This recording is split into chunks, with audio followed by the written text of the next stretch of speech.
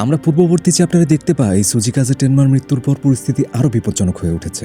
ওকো স্পষ্ট করে বলে দেয় এখন তাদের জন্য সবচেয়ে বড় হুমকি হচ্ছে টেনমার ভাই, যে তার থেকেও অনেক বেশি ভয়ঙ্কর।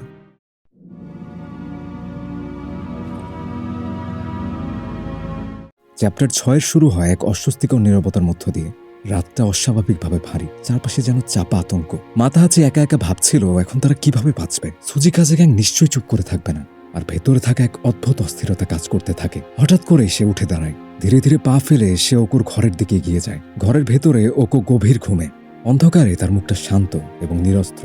এই দৃশ্যটাই মাতাহাচিকে দুর্বল করে দেয়। সে নিজের উপর নিয়ন্ত্রণ হারাতে শুরু করে। ধীরে ধীরে সে নিজের কাপড় খুলে ওকুর দিকে এগিয়ে যায়। ঠিক সেই মুহূর্তেই ওকুর ঘুম ভেঙে যায়। অন্ধকারে কিছু স্পষ্ট না দেখে সে বলে, এই তুমি কে? মাতাহাচি থেমে যায়। 1 সেকেন্ডের জন্য সবকিছু নিস্তব্ধ। তার মাথায় তখন একটাই চিন্তা, ওকো আসলে তাকেজোকে পছন্দ করে। এই কয়দিনে সে সেটা বুঝে গেছে, কিন্তু সেই মুহূর্তে সে নিজেকে থামাতে পারে না। অন্ধকারের সুযোগ নিয়ে সে নিচু গলায় বলে, আমি তাকেজো। ওকো একটু থামে, তারপর ধীরে বলে, তোমার না বিয়ে ঠিক হয়েছিল, কেন এসেছো এখানে?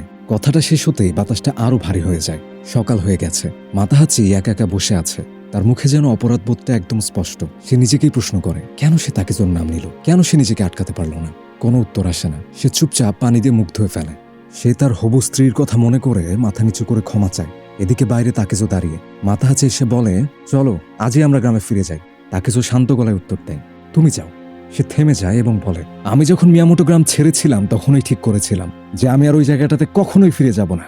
এখন আমি একজন ভ্যাগাবন্ড। শব্দটা বাতাসে ঝুলে থাকে। একজন মানুষ যার কোনো ঘর নেই, সে শুধু পথেই বাঁচে। মাতাহাচি চুপ করে যায়। ঠিক তখনই দূর থেকে অনেকগুলো পায়ের শব্দ ভেসে আসে। ধীরে ধীরে সেটা কাছে আসতে থাকে এবং ওকুর মুখের রং বদলে যায়। সে বুঝে যায় যে ওরা এসে গেছে। সুজিকাজে গ্যাং। টেনমা মারা গেছে। এখন আর কোনো নিয়ম নেই, কোনো নিয়ন্ত্রণ নেই। দরজার বাইরে দাঁড়িয়ে থাকা লোকগুলো ধীরে ধীরে ভেতরে ঢুকতে শুরু করে। তাদের চোখে হিংস্রতা এবং মুখে বিকৃত হাসি। তারা সরাসরি ওকুর দিকে এগিয়ে যায় এবং একটা অস্বস্তিকর নীরবতা ছড়িয়ে পড়ে। এভাবেই চ্যাপ্টার 6 শেষ হয়ে যায়। চ্যাপ্টার 7 শুরু হয় হঠাৎ এক তীব্র গতির মাধ্যমে। কোনো প্রস্তুতি নেই, কোনো পরিকল্পনা নেই, শুধু দৌড়। তাকেজো এবং মাতাহাচি দুজনেই ছুটছে ওকুকে বাঁচানোর জন্য, কিন্তু তাকেজো আলাদা। সে থামে না, সে ভাবে না। চিতার গতিতে সে ছুটে যাচ্ছে, চিতার গতিতে সে ছুটে যাচ্ছে। সে সবার আগে পৌঁছে যায়।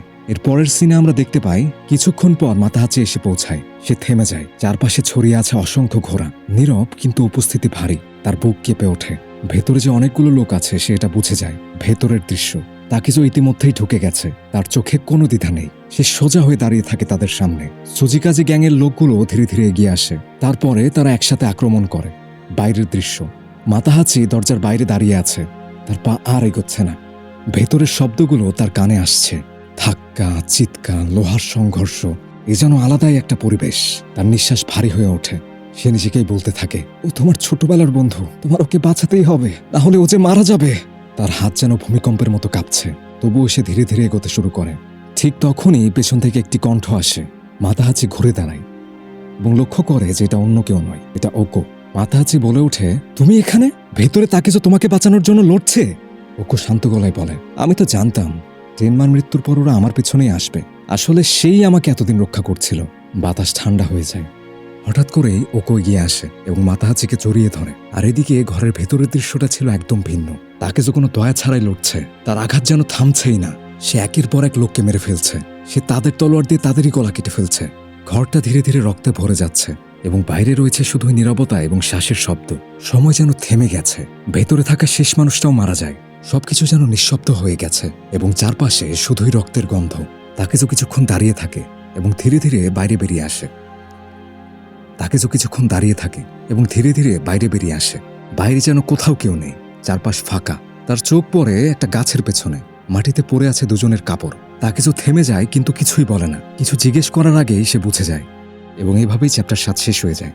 এরপরে কি হলো তা জানতে অথবা তাকেজো কি এমন দেখেছে এটা যদি আপনি গেস করতে পারেন কমেন্টে অবশ্যই জানাবেন। আর ভিডিওটি ভালো লেগে থাকলে লাইক, কমেন্ট, শেয়ার করতে ভুলবেন না। ধন্যবাদ সবাইকে। দেখা হচ্ছে পরের ভিডিওতে। ততক্ষণ পর্যন্ত সবাই ভালো থাকবেন, সুস্থ থাকবেন এবং মোস্ট ইম্পর্টেন্টলি আড্ডাভার্সের সাথেই থাকবেন।